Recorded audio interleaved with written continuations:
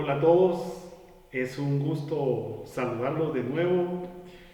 Bienvenidos al canal de la Revelación del Mashiach. Es un placer eh, enviarles saludos desde aquí de Guatemala a todos los suscriptores y no suscriptores que nos ven desde Estados Unidos hasta Chile. Así que es un gusto saludarlos de nuevo. Este mensaje que vamos a ver hoy, o esta enseñanza, o estas notas que vamos a ver hoy, pues son conmemorativas de algo. Y es que esta es la grabación número 100 del canal, y en honor a nuestro eterno creador, que simboliza el uno, entonces vamos a hacer esta grabación. Eh, es una grabación que pues la pensé muchísimo el último mes y medio, 2 meses. ¿Qué podemos hablar en la grabación 100? Bueno, la verdad es que vengo con una mente fresca, pensando en hablar de todo un poco, ¿sí? De todo un poco. Hemos hablado tanto en el canal en los últimos 2 años que, pues bueno, hablar de todo un poco nos ayudaría. Así que quiero comenzar eh, con unas reflexiones. Comencemos con reflexiones. Hoy no no seguimos ninguna serie, pero sí comenzamos nuestra reflexión a septiembre del 2023. Lo primero que quiero comentar es la revelación del Mashiach, como se llama el canal.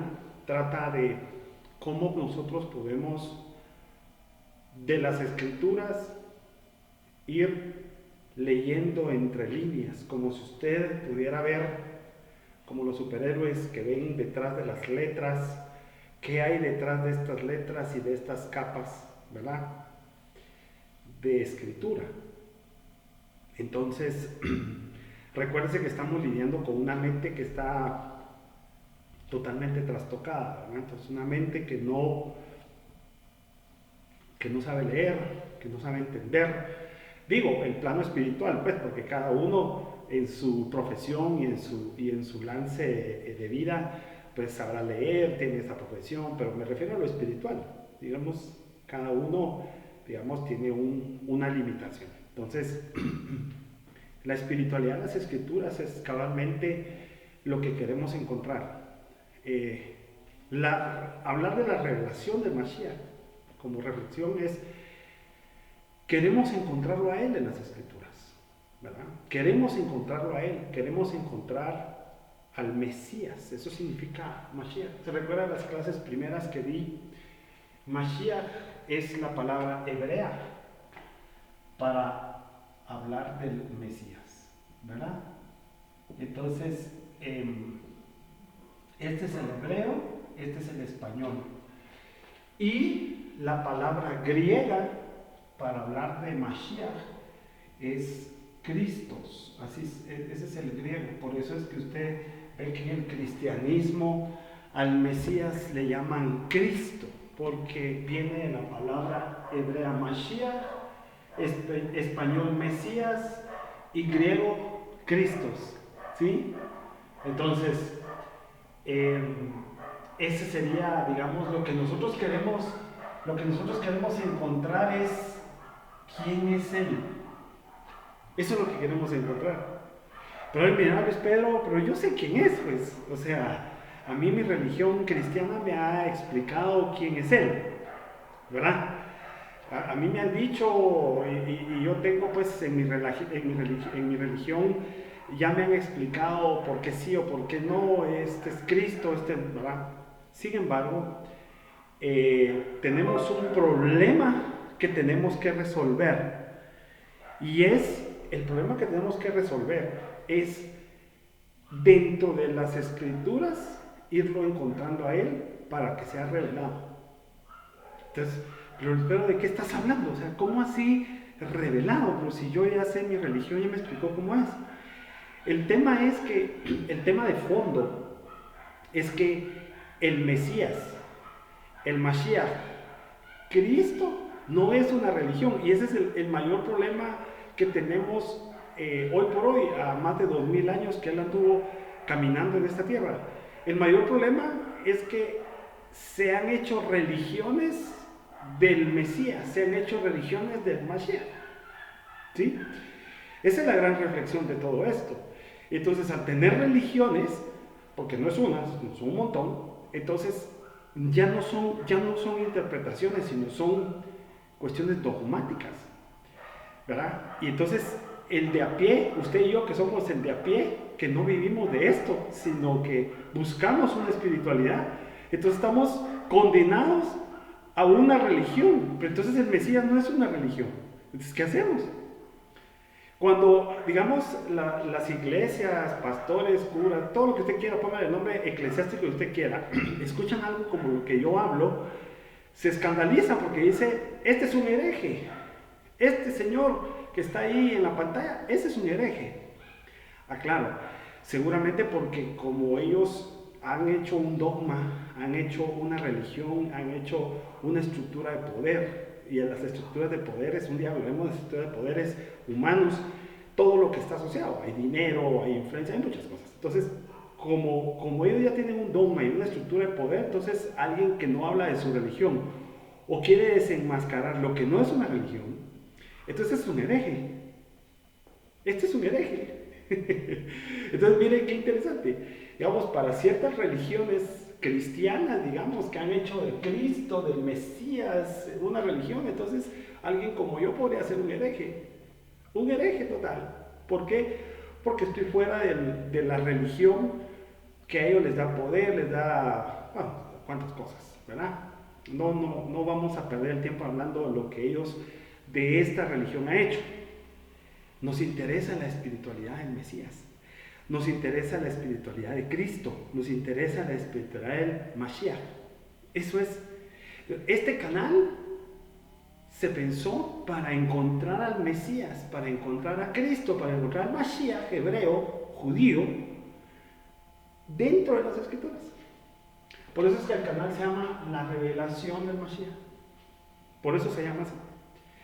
Entonces, nosotros no perseguimos, al menos yo no tengo ninguna intención, ni en fundar una nueva religión, ni en dirigirlo a usted a una religión, ni hacerle ver que está mal en su religión. Yo lo único que quiero es revelar al Mesías. Usted en su espiritualidad, y eso es lo más importante, usted evaluará si lo que yo le estoy hablando se acerca a la verdad o no se acerca a la verdad. Del Mesías, de Cristo, del Mashiach. Esa es una evaluación espiritual que usted tiene que hacer. Nadie lo va a hacer por usted. Usted tiene que conocer su espiritualidad y usted tiene que evaluar su espiritualidad y usted tiene que dar pasos en su espiritualidad. Nadie lo va a hacer. Nadie. ¿Verdad? Entonces, como reflexión, buscamos revelar al Mashiach. Eso es lo que queremos. ¿Por qué? Miren, ya lo he comentado en varias oportunidades, pero como estamos celebrando la grabación 100, entonces seamos reflexivos. A ver,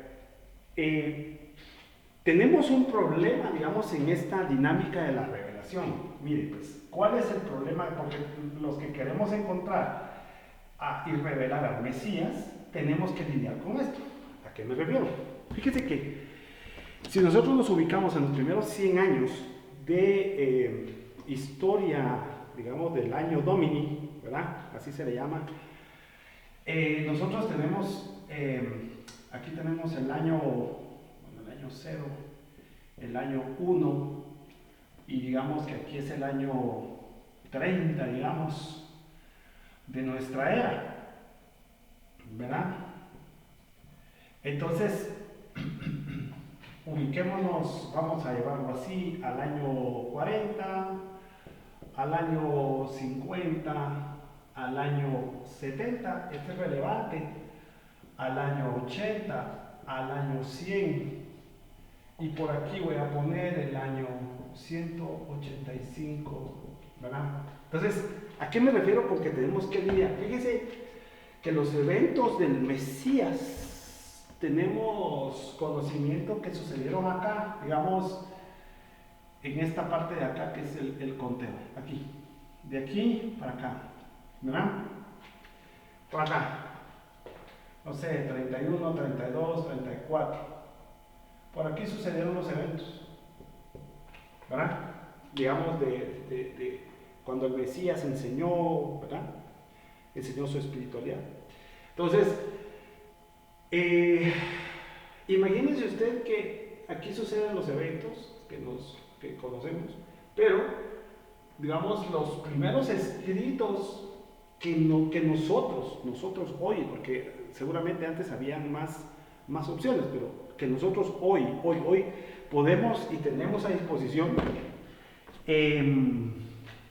comenzaron por aquí, más o menos por acá comienzan, ¿sí? Por ejemplo, aquí está la primera carta de el señor Pablo a Tesalonicenses, por ejemplo, Tesalónica, en el año 52, en el año 53, ¿verdad? Y por aquí comienzan a haber más cartas, ¿verdad? Primera de Corintios, por ejemplo, cuando escribe a Corinto, ¿sí? También está, por aquí está Romanos, la carta a los Romanos. Lo que le quiero decir es que, mire cuánto tiempo pasa, digamos, vamos a poner aquí que es el año 33, y vamos por didáctica a poner aquí el año 53. Eso quiere decir que tenemos un gap, aquí tenemos un gap de 20 años. O sea, 20 años pasaron, transcurrieron entre los eventos del Mesías, ¿sí? Y lo que comienza a quedar escrito, ¿sí? 20 años, más o menos 53, 52, 54, los primeros escritos y memoria de él. Bueno, pero eso no es nada comparado a lo que viene, porque, digamos, en el año, qué sé yo, 68 quizás, año 68, muy bien pudo haber aparecido el primer evangelio, que es el de Marcos. Fíjese usted, 68. O sea, me está hablando que el gap que hay entre los eventos y el primer evangelio es de 25 años. 25 años. Porque en el año 70 ocurrió un gran evento. En este año fue destruida Jerusalén por el general Tito, romano. Destruyó Jerusalén en el año 70. Entonces, en el año 68 es posible que la primera versión de Marcos ya estuviera escrita. Ahí está profetizado, el Mesías profetiza sobre la destrucción que fue en el año 70, ¿verdad? Entonces, desde ya comencemos a pensar cómo se mantuvieron durante 20 años o 25 años las memorias sobre el Mesías. ¿Cómo? Se cree que antes antes de Marcos hay otro evangelio, un evangelio que se llama Q, que se llama Fuente, ya se lo había mencionado yo, pero no se sabe exactamente por dónde pudo andar Q, porque Q es la fuente que habla de los evangelios de Mateo, fuente de Mateo y fuente de Lucas, y en algunas partes de Marcos, porque Marcos tiene su material propio, pero este Q no se sabe exactamente cuándo pudo aparecer. El problema es que Q ya no existe. Existió, pero no existe. Nosotros no tenemos, bueno, yo tengo el Evangelio Q porque está reconstruido, pero el manuscrito, ese se desapareció, pero sí existió. Y es posible que ese Q haya andado por aquí. Es decir, Q pudo haber aparecido inmediatamente después de los eventos cercanos a los años 40. O sea, Q puede representar una fuente muy valiosa, de hecho lo es, de las palabras y de los sermones del Mesías, ¿verdad? Entonces, esta podría responder la pregunta de cómo llega, digamos, cómo mantener ciertas memorias para que llegue hasta el año, antes del año 70, esas memorias al Evangelio de Marcos. ¿Sí? Este Q. Ahora, ¿qué pasa después? Fíjese que por acá tenemos una versión, la versión 1, digámoslo así, aquí cercano a los años 80, por acá, tenemos la primera versión del Evangelio de Mateo.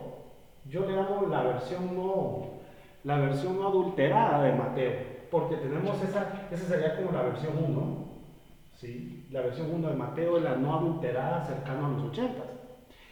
Pero hay una versión adulterada, y la versión adulterada pudo andar cercanos al año 185. Ese es el Mateo adúltero, digamos, Mateo adulterado. Mateo adulterado. ¿Y qué es el Mateo adulterado? Esa es la versión que nosotros, podría ser la versión 2, tal vez ni siquiera la que nosotros conocemos, pero esta ya tenía un adulterio. Es decir, que entre este y este, por lo menos hay, pongámoslo así, 100, 110 años de diferencia. Pero, ¿por qué apunto al año 185? Mire, en el año 185 de nuestra era, hay un grupo que se hace llamar la Iglesia. Esto no es cualquier cosa. Hay un grupo que se hace llamar la Iglesia, que en el 185 terminó su canon. ¿Qué canon terminó en el 185 la Iglesia? El canon que hoy conocemos como el Nuevo Testamento. Entonces, en el 185 dijeron, señores, tenemos nuestro propio canon, tenemos un Nuevo Testamento, año 185, por supuesto incluía este Mateo adulterado. Ya vamos a hablar un poquito de Mateo adulterado. Entonces, ese año, el año 185, ¿sí?, surge el nuevo canon que dice, este es el libro de nuestra nueva religión.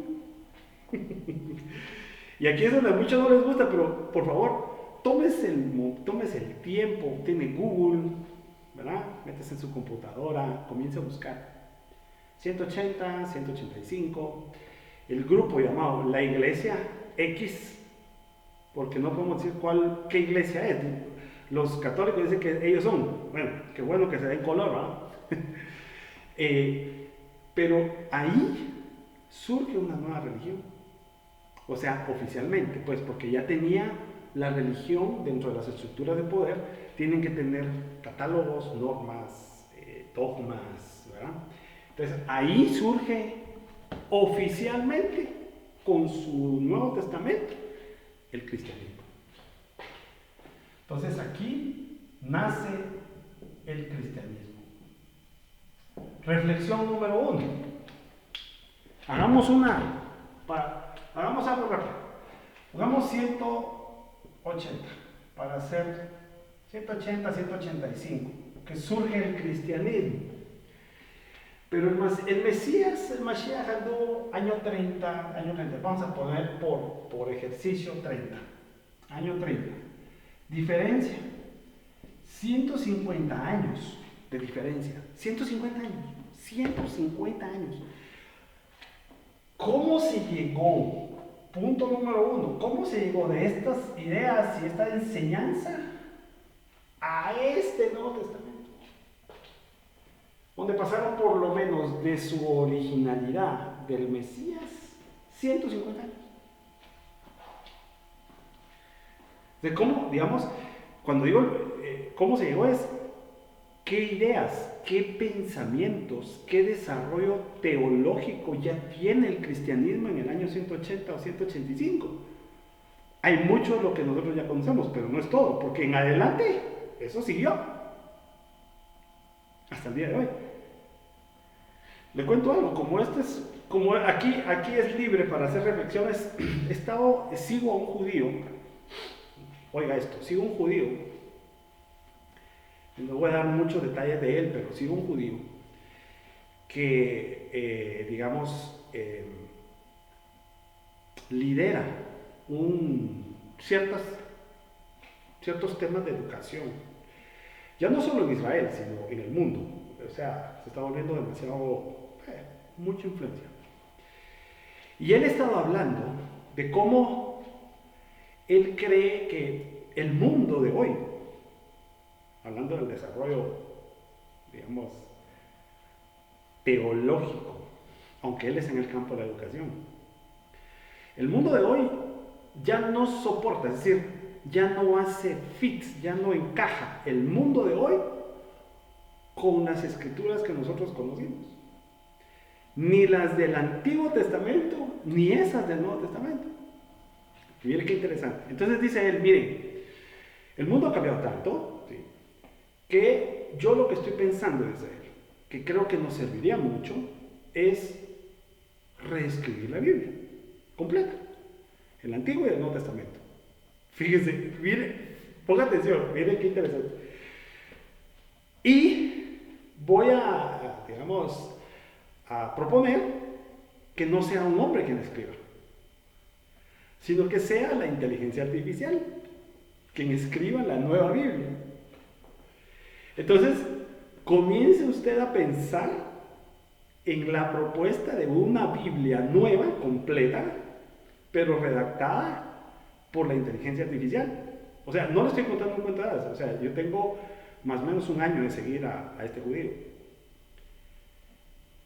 A mí me parece que el tipo es, o sea, como personaje profesional, me parece muy inteligente, un científico muy inteligente, pero miren lo que está proponiendo. O sea, si usted ve desde el punto de vista, precisamente, digamos, le pone el lente espiritual, es que está hablando el tipo. Reescribir las escrituras, pero que lo haga la inteligencia artificial. Imagínese usted todo lo que la inteligencia artificial tendría que quitar para acomodar la nueva Biblia al mundo de hoy y futuro, porque él dice, necesitamos no solo para el presente, sino para también las generaciones futuras.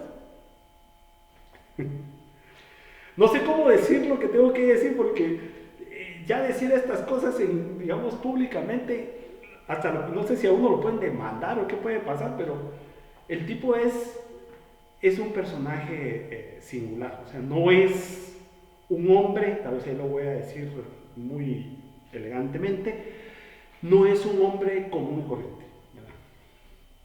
Ya pertenece a un grupo, pero es científico. Entonces, imagínense el tipo de propuestas que estamos viendo. Reescribir las escrituras, solo que lo haga la inteligencia artificial para acomodar los tiempos. O sea, hay muchas cosas ahí que cambiarían. A ver, yo estoy pendiente, yo lo sigo. Cada cosa que está, veo sus conferencias, él es judío, habla hebreo, inglés, pero él va y está liderando cierta influencia no solo en Israel, en Estados Unidos, en Europa. ¿Por qué le digo eso? Porque, digamos, desde el punto de vista espiritual, eso ya es un planteamiento descarado del cambio de ideas. Y el cambio de ideas que hacen en la sociedad, transformar paradigmas.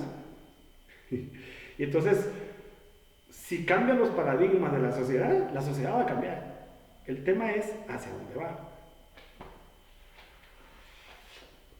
Entonces, 150 años de las ideas originales, de los dichos originales que creaban paradigmas espirituales desde la fuente original del Mesías, hasta el año 180 o 185, que nace el cristianismo con su decálogo, digamos, con su canon de escrituras, ¿cuánto cambió? Hay un desarrollo teológico.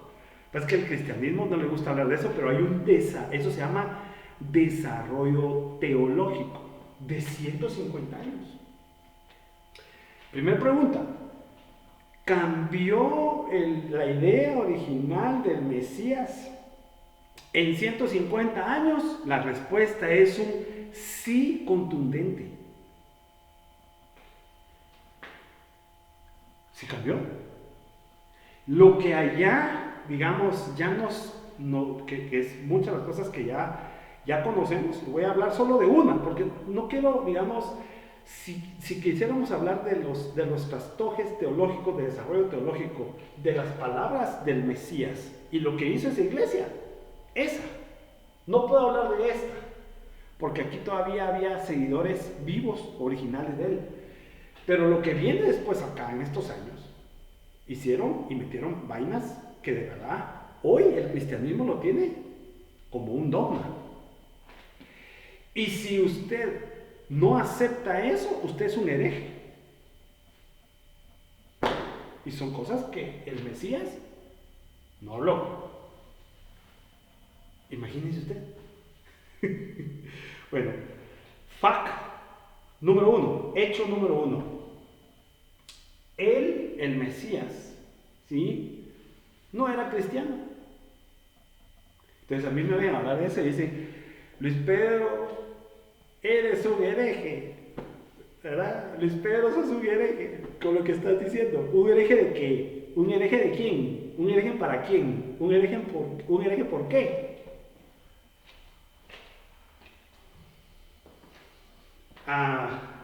O sea, soy un hereje, pero ¿para quién? ¿Por qué? ¿Qué sé yo? Pero si vamos al estrictamente el tema espiritual, seguramente que no soy un hereje. Pues es un hereje para un grupo que nació o terminó, digamos, oficialmente nace en el año 180, pero no desde la óptica del Mesías. Recuerden que la reflexión es revelar al Mesías. Eso es lo que queremos.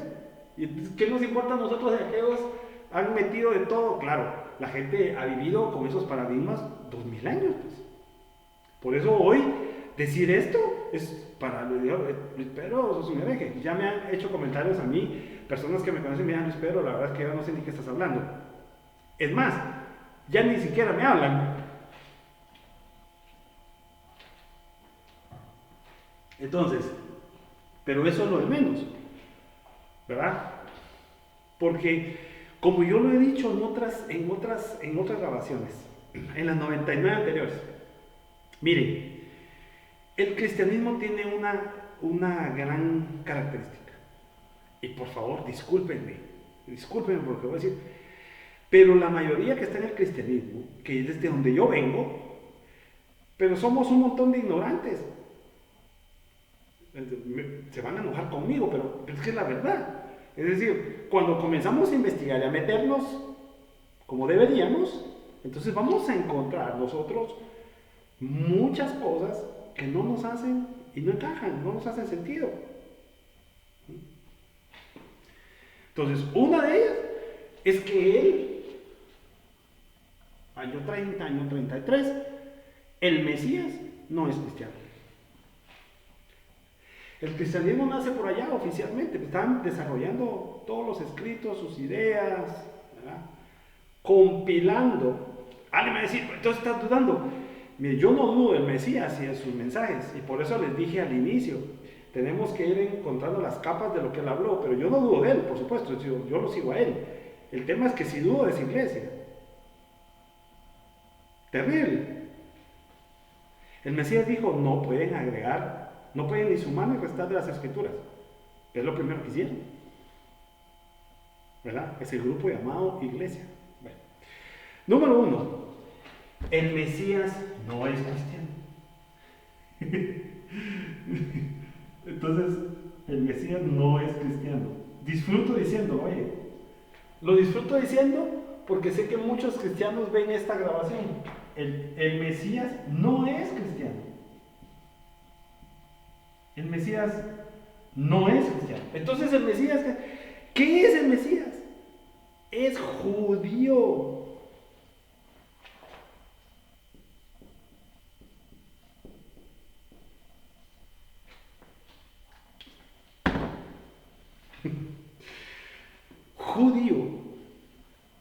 cristiano,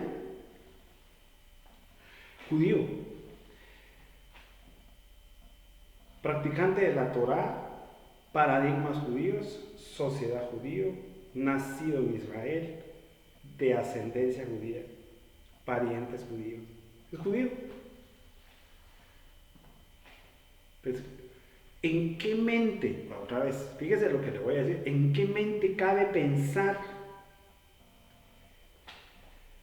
Lo que pasa es que teníamos que hablar del judaísmo ortodoxo y los diferentes, digamos, las escuelas del judaísmo, que sería interesante hacer una serie, eso ya vamos a hablar de las series que no sé cómo voy de tiempo, pero digamos,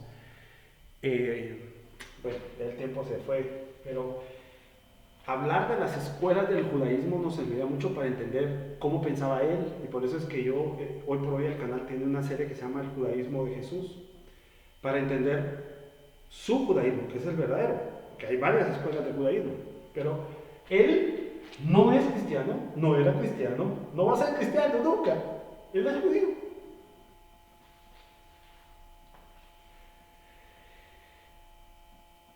Pues yo no sé, ¿verdad? Cómo digamos, darse cuenta, cómo es posible que una religión que dice que se basa en alguien que él es el Mesías, no sea y practicante de esa religión? Es que no es cristiano, él es judío. Esa es la primera gran verdad, que el cristianismo no sabe qué hacer, pero ahí está. Si usted, mire, hagamos aquí un tiempo, decíamos cuando jugábamos básquetbol, un tiempo. Si usted investiga a conciencia, con metodología, usted viene y comienza a leer sobre todo lo que él dijo sobre el reino o el Malhut de Elohim, el reino de Dios, el cristianismo anda en otra cosa. El cristianismo es otra cosa. No es las creencias judías que él enseñó. No es cristiano. ¿Y qué hacemos? Ahí están las evidencias. Búsquenlo, por favor. Hágame el favor, para buscar. Hágalo. No simplemente me diga hereje, ¿verdad? No simplemente diga, ese es un hereje, ese es un falso. Ok, de mí puede decir lo que usted quiera. Yo se lo dije en una grabación. Si del Mesías dijeron que era un endemoniado, imagínense que no pueden decir de mí. De él decían sus parientes, los grupos religiosos, este está endemoniado. No, está loco, pues, ¿verdad? Y lo puede leer usted en el Evangelio de Juan. Entonces, de mí puede decir lo que usted quiera, hereje, falso maestro, diga lo que quiera, pero va a buscar. Hágame el favor. Entonces, le decía, la mayor característica del cristianismo es la ignorancia. Hágame un favor, salga de la ignorancia. Edúcase usted, si no hay nadie que usted mismo agarra Google, comienza a leer, comienza a hacer preguntas y comienza a hacer sus respuestas basadas en documentos. Hay tantos documentos que hablan que pueden darle y guiarle la verdad. Salgamos de la ignorancia. ¿Cuál es el miedo? Si al final a quien va a encontrar usted detrás, digamos, oculto en las escrituras, porque así es una conspiración tremenda que hay en el mundo, a él lo tienen oculto, bien oculto, va a encontrar al verdadero Mesías. Entonces, ¿cuál es el miedo? Perder una religión. De verdad que yo no he leído, fíjese, yo no he leído que el Mesías dijera que él vino a hacer una religión. Yo no lo he leído. O sea, no cabe, mire, en el pensamiento judío no cabe hacer una nueva religión diferente al judaísmo. Es que no cabe. Por eso esto es bien importante. El Mesías no es cristiano, él es judío. Entonces no cabe en el judaísmo pensar que él vino y dijo, no, lo que voy a hacer es que voy a hacer mi grupo, voy a hacer una nueva religión. No cabe. O sea, el cristianismo que se formó 150 años tiene falsas doctrinas, falsos dogmas, estoy preguntando, falsas ideas, falsos paradigmas. Sí, ya 150 años después ya metieron muchas cosas. Entonces, punto número 1, el Mesías no es cristiano, es judío. Punto número 2, él no fundó una religión nueva, ¿verdad? Muchos dicen, no, es que el Mesías vino para formar una iglesia. Eso no es cierto. Me va a disculpar, pero eso no es cierto. Usted en los escritos de Marcos, por acá, y en Q, por acá, muy cercano, por eso lo puse, muy cercano a los eventos, es decir, que se acercan mucho a sus ideas, a lo que él habló. Él habla del Malhut de Elohim, es decir, usted lo conoce como el reino de Dios o el reino de los cielos. Pero él no está hablando de una iglesia. Pero si usted lo ve desde el punto de vista del idioma griego, sobre todo en estos escritos que le llamamos las cartas de Pablo, años 50 en adelante, entonces va a comenzar a leer la palabra iglesia, iglesia, iglesia, iglesia. Ahora, los retos yo no se lo voy a decir, porque yo lo he estudiado. Investigue del griego al español para qué se usaba la palabra iglesia, qué significa. ¿Sí? Pero en la boca de él, según estos escritos antiguos, él no habla de una iglesia. Entonces alguien me va a decir, sí, pero olvidás que en Mateo habla de una iglesia. Ajá. Por eso le dije que hay un Mateo originario y un Mateo adulterado. Aquí se los puse, mire, que tiene más o menos más de 100 años de teología entre uno y otro. Mira, lo voy a poner un ejemplo, porque si no, no terminamos, ¿verdad? Y la reflexión al final, lo que yo quiero es simplemente ir a puntos muy concretos de lo que quiero hablar en esta grabación número 100. Fíjese, ¿cómo es posible que el Mateo adulterado, esta versión que ya está, seguramente ya está en el año 180 o 185 de nuestra era, contenga un texto que diga que hay un Dios que es Padre, Hijo y Espíritu Santo? Fíjese, mire qué cosa más peligrosa lo que se metieron a hacer. Pero si usted lee textos de dichos del Mesías, y yo lo estaba explicando en la serie del judaísmo de Jesús, es decir, lo que él enseñaba, se le acerca a un religioso y le dice, dime, ¿cuál es el mandamiento más grande que yo puedo cumplir? ¿Cuál es? Entonces le dice, el primero, le contesta a él, es Yahweh Elohim Ejad. ¿Qué significa? El Señor, tu Dios, uno es uno. Uno. Y el segundo es, bueno, y amarás al Señor, tu Dios, ese uno, amarás al Señor, tu Dios, al uno, amarás al Señor, tu Dios, con toda tu alma, con toda tu mente, con todas tus fuerzas, con todo tu corazón. Y el segundo es, amarás a tu enemigo como a ti mismo. Entonces dígame, ¿a qué le hacemos caso? Le hacemos caso a una teología de 150 años en ese Mateo capítulo 28 y versículo 19 y 20, o le hacemos caso a ideas más antiguas del Mesías, más o menos en este tiempo, que habla como judío. Yahweh, tu Elohim, Ejad. Uno. Entonces, ¿por qué se lo digo? Porque hay pruebas suficientes que demuestran cómo el desarrollo teológico entre el Mateo no adulterado, lo peor es que existe un Mateo no adulterado, es decir, lo podemos tener a la mano.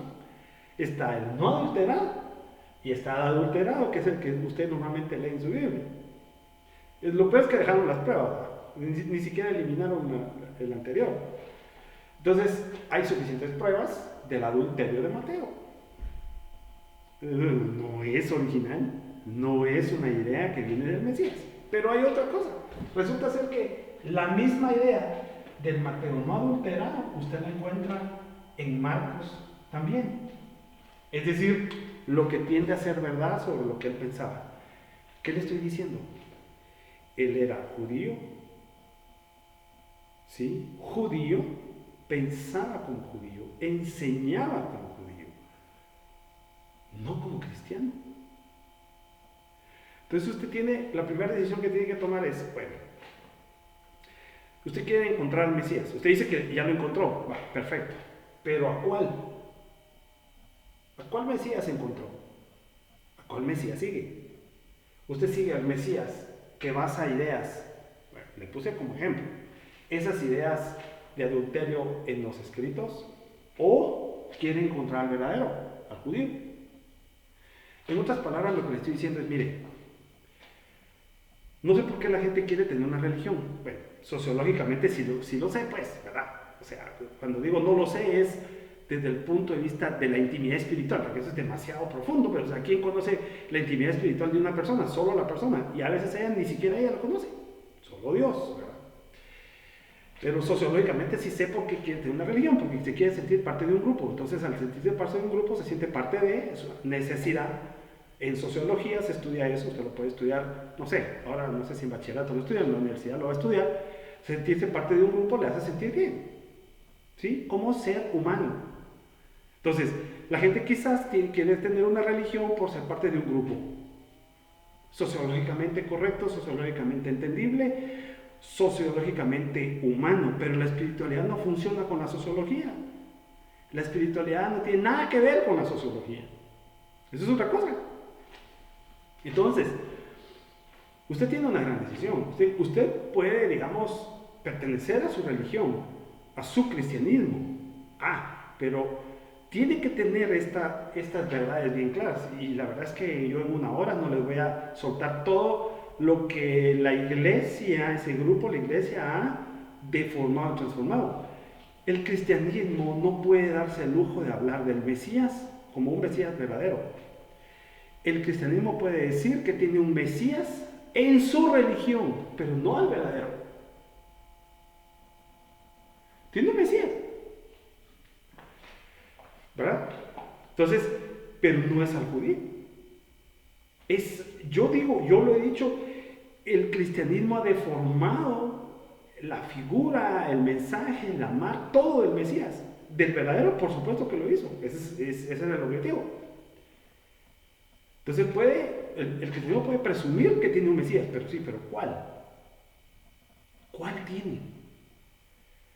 Entonces usted puede decidir seguir en su cristianismo con ese Mesías que habló no sé qué, iglesia y Trinidad y no sé qué cosas, o puede seguir al Mesías, ¿verdad? Y buscarlo. Esa es mi propuesta. Busque conmigo el verdadero Mesías, al Mesías que habló de los paradigmas originales como judío, en su idioma original, hebreo, arameo. Y entonces vamos a ir encontrando su verdadero mensaje y vamos a encontrar la verdadera revelación del Mesías. Mire qué reflexión la que le traigo hoy. Pero no solo de eso le quiero hablar, le quiero poner otro ejemplo. Otro ejemplo que tiene que ver ya no con el adulterio de Mateo, sino tiene que ver de ideas diferentes a la del Mesías original. Es que, por eso digo, lo mejor que podemos hacer es ir leyendo y comenzar a salir de la ignorancia. Fíjese que ya en este tiempo, nuestro querido amigo Pablo comienza a hablar cosas de aquí en adelante. Comienza a hablar cosas que estoy completamente seguro que son opuestas y diferentes a la idea de nuestro Mesías.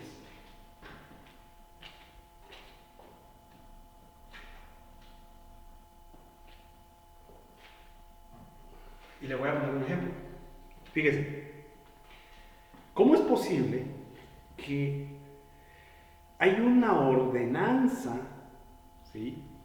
Hay una ordenanza hecha a un personaje en Génesis o Bereshit capítulo 17 que se llama Abraham, ¿sí?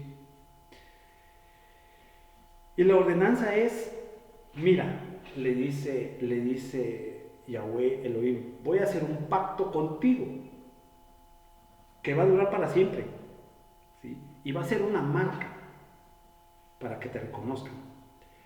Y ese pacto es que te vas a circuncidar el prepucio.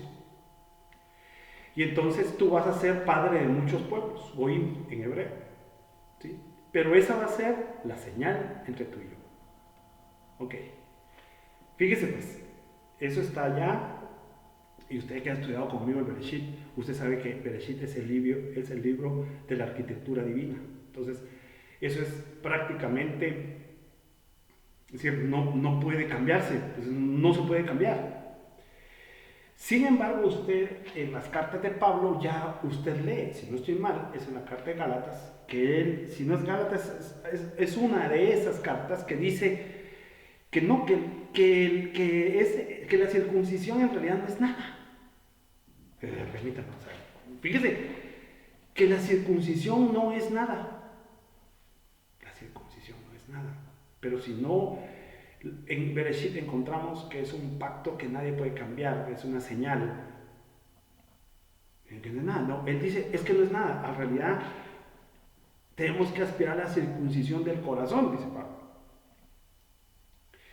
Entonces, sí encuentro claramente una diferencia significativa en lo que Pablo habla en esa carta a lo que el Mesías hizo. Usted en el Evangelio de Lucas va a encontrar que, ¿sabe qué hizo el Mesías?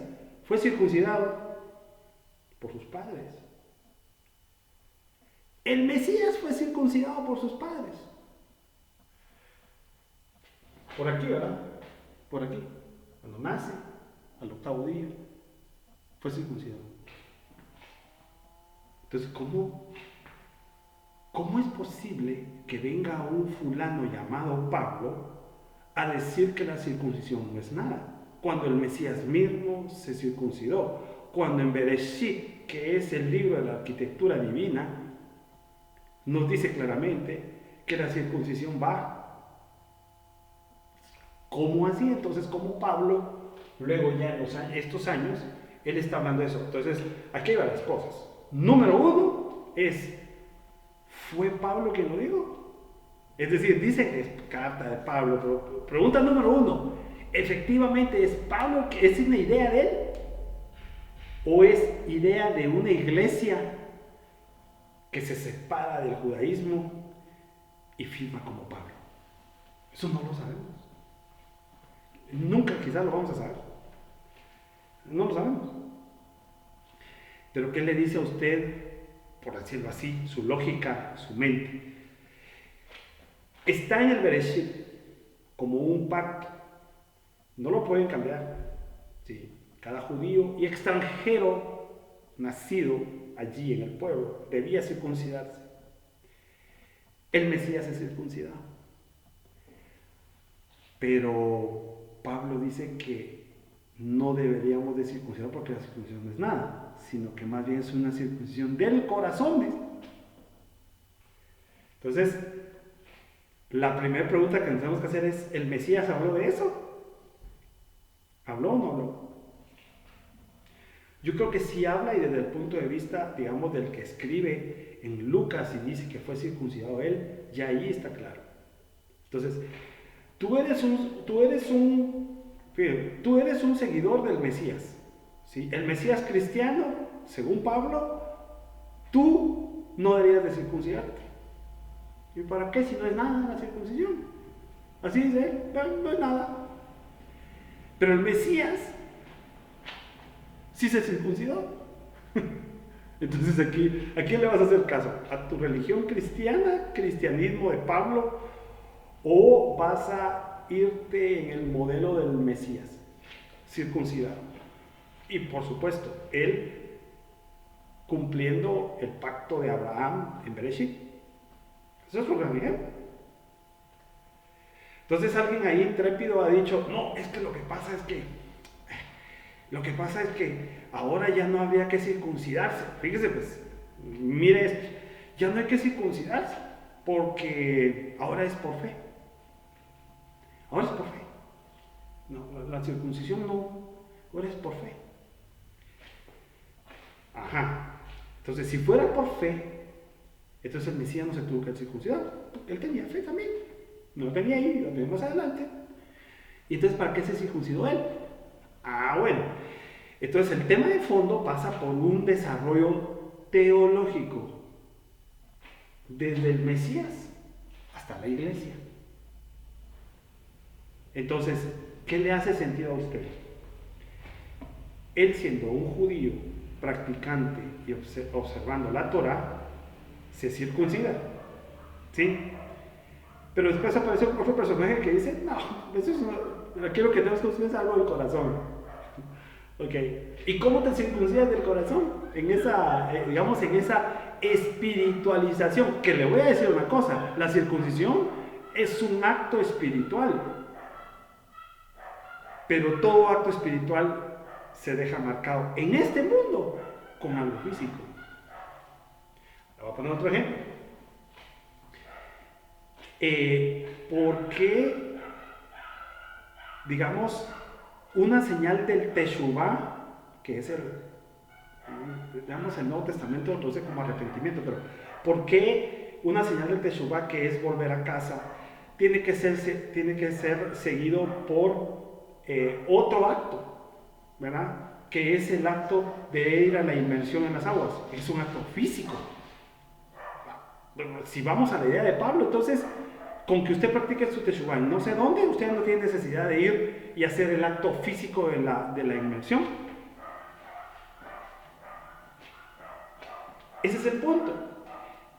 La circuncisión es espiritual, pero se manifiesta con una marca, y así dice literalmente Bereshit, con una marca en su cuerpo. Entonces, yo quiero ir cerrando esto porque quiero hablarles de algo más, y ya se me fue el tiempo. Usted tiene que ir escogiendo. Va a irse por ideas de desarrollo teológico en el tiempo, en este caso de Pablo, dice, o va a buscar la verdad del Mesías, como él lo pensó, como él lo practicó y como él lo enseñó. Miren, basta ya de argumentos. Le voy a decir algo. El Mesías, él pensaba como judío y vivía como judío. No le dé más vueltas. Entonces, si hoy usted, cristiano, quiere seguir la verdad del Mesías, le recomiendo que se eduque sobre el judaísmo de Jesús. Edúquese en eso y lo va a encontrar. Pero bueno, rápidamente, cambiando de totalmente, como hoy es libre, así que puedo hablar de lo que yo quiera en esta grabación número 100, varias cosas. Miren, en el mundo han pasado varias cosas últimamente que vienen, digamos, desde hace años, ¿verdad? De hace años como que gestándose, ¿no? Y lo último que a mí me tiene, bueno, hay varias cosas que me tienen, digamos, asombrado de cómo la gente, digamos, le pone atención, pero más que atención, le pone fe. Y eso es, a mí, de verdad, me deja asombrado. Cómo la gente le pone fe a cosas como estas. Resulta ser que ahora hay extraterrestres en el mundo. Imagínense ustedes esa cosa. Ahora hay extraterrestres, hay naves, hay no humanos, o sea, físicos, pues, que han capturado de las naves. Los gobiernos de Estados Unidos, gobierno de México, y se van a seguir viniendo gobiernos, están comenzando legalmente a crear instituciones para buscar y probar efectivamente que lo que están diciendo ciertos fulanos es cierto, señores. Y se van a seguir uniendo, o sea, pero digamos que eso ya se esperaba, ¿no? Pero lo más, digamos, que desde la espiritualidad que les he estado hablando en el canal, lo que más me da, bueno, metámosle otro condimento a este asunto, a este caldo. Líderes cristianos que supuestamente tienen 100 años de estudios bíblicos comienzan a hablar que efectivamente existen los extraterrestres. ¿Pero qué es eso? O sea, ahora resulta que los extraterrestres, los astronautas que aparecen en el parque central de su ciudad y usted pueda convivir con ellos. Señores, o sea, realmente estamos viendo algo inédito. A ver, cuando escucho hablar a los congresistas, los buscadores ovnis, pues dice uno, bueno, esta gente no sabemos ni cuál es su espiritualidad, ni cuál es, lo que sí podemos saber es que forman parte de una gran conspiración a nivel mundo. Bueno, eso es seguro, ¿verdad? Porque qué casualidad que cuando las cosas más, digamos, importantes del planeta pueden comenzar a suceder, desvían la atención a extraterrestres, ¿verdad? Cuando ya se van a tirar las bombas atómicas y para maquillar eso, entonces aparecen naves, van a hacer tal cosa, hay extraterrestres. Pero lo peor, líderes cristianos, hablando de extraterrestres, señores, me van a perdonar. Los extraterrestres no existen. O sea, yo me recuerdo que hace muchos años, que por cierto, judío, el creador de la película, Steven Spielberg, para no mencionar nombres, judío, hace una película que se llama E.T., el extraterrestre. Hace muchos años, eso fue en los 80s, queriendo vender la idea de los extraterrestres. Y entonces, digamos, se vende la idea y se comienza a crear el paradigma. Eso es bien tremendo, porque se comienza a crear paradigma hasta que hoy por hoy dice, hay extraterrestres. Pero los extraterrestres no existen. No existen. Dos cosas rápidas. Miren eso. Dice las escrituras que Elohim es Ruach. ¿Qué significa eso? Dios es espíritu. ¿Y qué es espíritu? Perdón. No es materialmente, no lo puede tocar. Y entonces dice también las escrituras que sus ángeles son Ruach, son espíritu. Entonces ahora ya quieren comenzar a mezclar. He leído tantas teorías sobre eso. Quieren mezclar naves espaciales con ángeles, y entonces, ¿dónde queda la escritura que Él es espíritu y los ángeles también son espíritus? ¿Y en dónde dice las escrituras que Él necesita una nave para bajar, subir? Y eso está más alejado de la originalidad, pero de aquí a la China. Pues. Señores, los extraterrestres no existen. Es que a mí me gusta, yo creo que... cree, tiene fe que hay. Bueno, entonces sí hay. Si usted cree, si usted tiene fe que los extraterrestres existen, entonces existen, porque usted tiene fe que existen. Pero no existen. La verdad es que no existen. Eso puede ser cualquier cosa. Lo que están hablando en México, en Estados Unidos, en el mundo, puede ser cualquier cosa. Pero extraterrestres, como lo quieren vender, o como los líderes cristianos hoy salen diciendo que son ángeles, los ángeles son... No, señores. Me van a disculpar, pero están más alejados de la verdad. De aquí a la China, no existen los extraterrestres. Sí. Y no puedo hablar más, porque a mí me consta que los extraterrestres no existen, pero también me consta que las entidades espirituales sí existen. Y no son de naves espaciales, son otra cosa. Entonces, esa es la otra reflexión que le traía hoy en esta grabación número 100. No pierda su tiempo.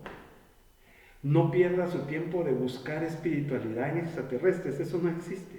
Eso es otra cosa, pues, si usted quiere divertirse como una vaina, como le dije, de Hollywood, pensar que naves y no sé qué. Está en la mente del hombre. En la mente del hombre ha creado eso, ¿verdad? Pero para su espiritualidad no le sirve nada. Rápidamente, cambio de chip. Mire, están sucediendo muchas cosas. Sobre todo, está sucediendo, digamos, en unas partes del mundo, bastantes inundaciones, ¿sí? Mucha agua, ríos desbordados, pérdidas multimillonarias, ¿sí? Desplazamiento de gente por ese tipo de cosas. Algunos terremotos, ¿verdad? Inundaciones sobre todo, y en otras partes del mundo, calores intensos. En ese sentido, sí le tengo que decir que, digamos, si nos vamos a la fuente de lo que deberíamos de comenzar, es que, digamos, la ONU ha dicho que el calentamiento global terminó y comenzó la era de la ebullición global. ¿Eso qué significa? Que, digamos, el planeta ya se calentó. Es decir, esto va para calentarse más. Según ellos, 4 grados. 4 grados más y eso no va a volver a bajar. Para digamos, algunas partes del mundo va a ser mucha lluvia, depende cómo se mueva el fenómeno del Niño, que ese es el fenómeno que está causando este desequilibrio digamos, climático. Y para otros sectores va a ser sequías, muchas sequías, ¿verdad? Entonces, por ejemplo, para los sectores, parte de México y Centroamérica vienen sequías en los próximos años. Sequías para los próximos años, fíjese lo que le estoy diciendo. Y para otras partes del mundo viene mucha lluvia, es decir, desastres naturales ocasionados por la lluvia. Adicionalmente a eso hay que agregarle que está pues la temporada de huracanes, normalmente pues Pacífico y Atlántico generando sus huracanes de siempre. Por favor, no se deje sorprender de los alarmistas apocalípticos cristianos que no tienen, digamos, una base certera de hablar, que todas esas son señales del fin del mundo. El fin del mundo no existe, Señor. Así, lo espero, no existe el fin del mundo, no, porque las palabras que se usan para hablar del mundo no está hablando del globo terráqueo, está hablando de eras, de Moedim, eso usted me lo puede oír en otras enseñanzas. Entonces, lo que ven como fin del mundo, eso es una falacia.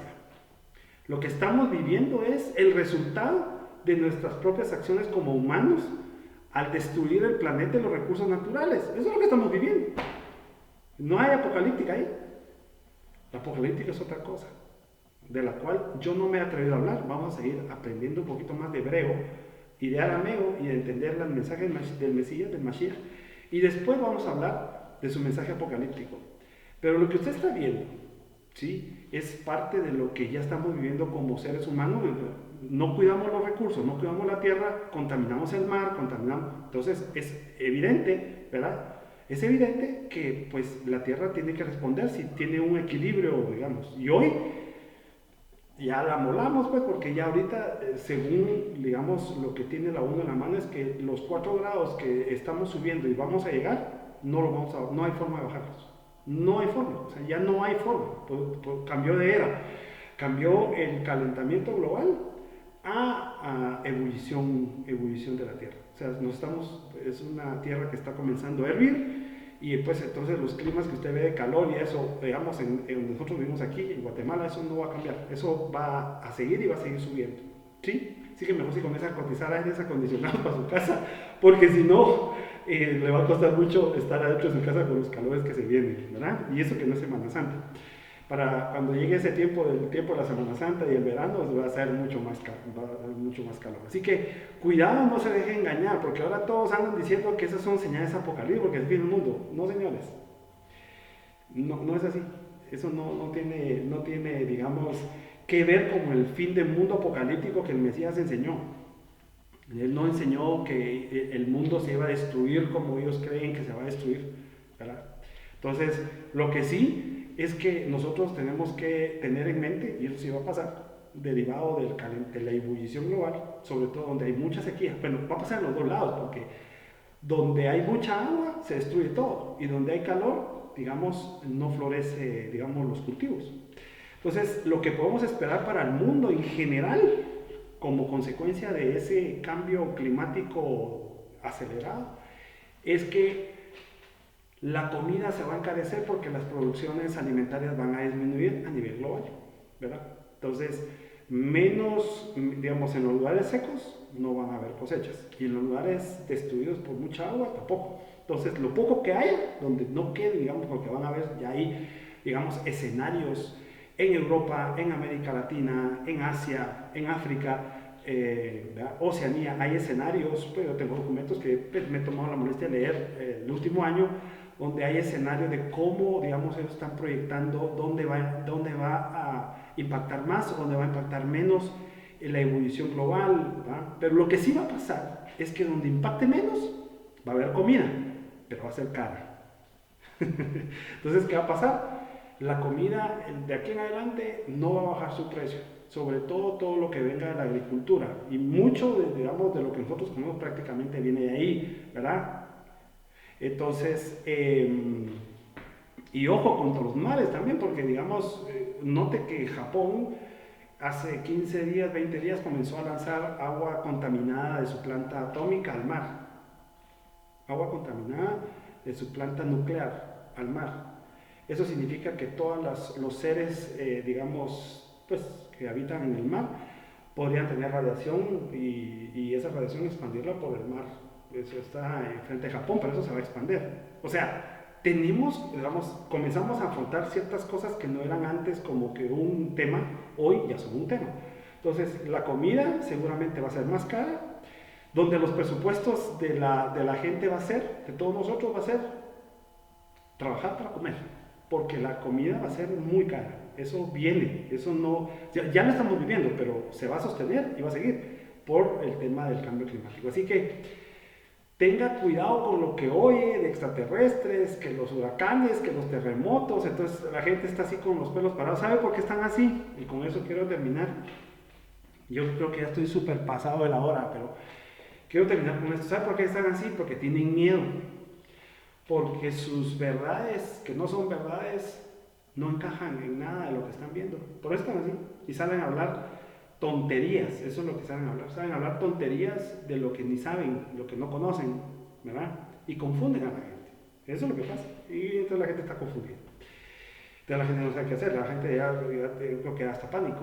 Entonces, el fondo del asunto de lo que yo le quiero transmitir hoy es: no logran percibir al Mesías. No logran porque no lo conocen al verdadero. Entonces, están hablando pueden hablar de Cristo y todo lo que usted quiera, pero del Mesías judío no lo logran percibir, no lo logran reconocer. Y entonces hablan cualquier cosa, dicen cualquier cosa, ¿verdad? ¿Usted se recuerda? Porque ese es el mensaje más importante. ¿Usted se recuerda? En una oportunidad dice un evangelio que estaban juntos de una actividad. Los discípulos se montaron en una barca y se metieron al mar de Galilea, el lago de Galilea. Lo pueden encontrar como mar y lago, depende cómo el escritor cómo lo veía. Y él se va a una montaña. Y entonces dice que cuando ellos iban en el medio comenzó una tormenta tremenda, una tormenta tremenda.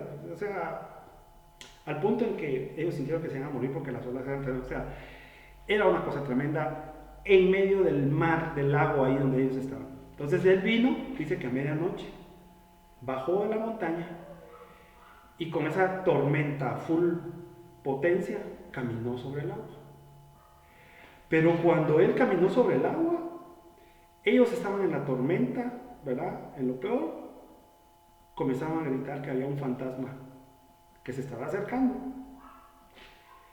Y entonces, pues obviamente él percibió el miedo de ellos, ¿verdad? No solo el miedo que tenían de que se iban a morir o posiblemente se hubieran muerto en la tormenta, sino también porque ellos pensaron que él era un fantasma. Entonces, cuando él los ve, les dice, Anihu. Eso les digo, Anihu, que significa soy yo. No tengan miedo. Y entonces, hay alguien que no creyó, ¿verdad? Vas a decir, bueno, tú eres. Si tú eres, a ver, deja que yo pueda caminar también. Es natural que también usted no crea. Usted cree que usted también tiene que tener fe siempre. Es natural que usted también tenga dudas. O sea, que va a juzgar usted a Simón Kefa porque tuvo duda de que era el Mesías. No, usted también ha dudado, pues, ¿verdad? Yo también he dudado. Todos en esta naturaleza en la que vivimos dudamos. Y digo, no, ven, camina. Pero sucede que cuando él quiere caminar, comienza, ve un momento en que duda. Y duda porque ve todo. O sea, duda más porque ve todo. El agua, los truenos, el viento. Y se comienza a hundir. Entonces lo saca y lo lleva y se mete en el barco. Y en el momento dice, que se calme todo, todo que se calme. Vientos, cálmense, agua, calma. Y la tormenta cesó. Y entonces ellos decían, ¿quién es este que aún el viento y el mar y los truenos y el agua le obedecen? Fíjense, ¿quién es este? Y él antes, hace un momento les había dicho, Anihu soy yo. Ese es el mensaje más importante. El mensaje más importante es, muchas veces nosotros creemos que las tormentas en las que estamos, no sabemos quién las creó, pero resulta que no pasa nada sin que Él dé su autorización. Y de inmediato Él transformó una tormenta en serenidad. Señores, muchas gracias por acompañarme en mi canal buscando la revelación del Mashiach, pero el mensaje más importante de hoy es aprendamos a percibir al Mesías, aún en las cosas malas. Eso tiene virtud y tiene virtud para nuestra alma. Amén. Bueno, miren, rápido y me despido. ¿Qué viene? Seguimos con la serie de Marcos, seguimos con la segunda revisión de Juan, seguimos con el judaísmo de Jesús, seguimos en la serie de El alma viviente, ¿sí? Vamos a inaugurar, ahora vamos a meter en esta serie, creí necesario hablar sobre el agua. El agua tiene un mensaje espiritual muy importante. Vamos a arrancar una serie sobre el agua y vamos a arrancar otra serie que se llama Palabras Hebreas, donde vamos a estudiar palabra por palabra, ¿verdad? Con un orden, qué significa cada palabra en español, para que cuando vayamos hablándolas en otras cosas, en otras enseñanzas, sea más fácil para nosotros. Eso viene, así que están invitados, arrancamos, ¿verdad? En el nombre del Mesías, arrancamos y vamos para adelante. Así que les mando un abrazo y esta reflexión espero que pues sea y sirva para su espiritualidad. Muchas bendiciones y hasta pronto.